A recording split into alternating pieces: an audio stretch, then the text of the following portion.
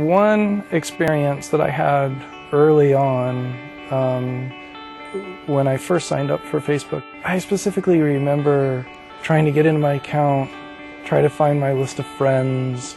I spent an entire Saturday morning doing what somebody else might have done in 15 or 20 minutes. To me, it felt like work. Making that work easier for other people like himself would become a full-time job for Matt King, who's blind. King is Facebook's first blind engineer. His job is to make the site easier to use for the visually impaired.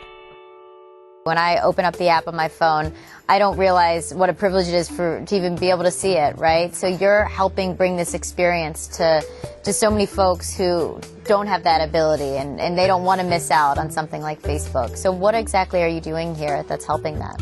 I've been working a lot on our Messenger product. Another thing that I've been helping with is the system for describing photos to people who are blind. Image may contain one person smiling. You look happy. With over 1 billion users, Facebook now has a team focused on building accessibility tools.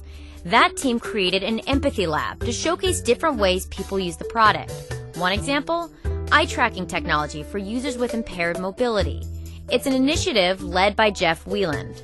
In order for us to connect the world, we need to understand the different ways that people are interacting with our product.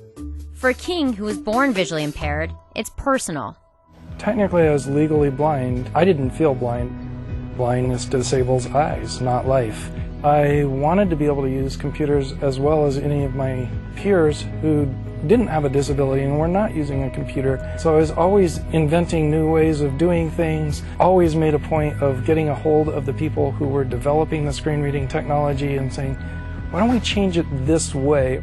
As a result, he hopes to help people like himself feel less alone. There have been times in my life where I felt alone because of blindness, but the way I always pulled out of that was through social connections. I think that's another reason why things like Facebook are really important, because it gives it one more way to initiate those connections and bring them to life.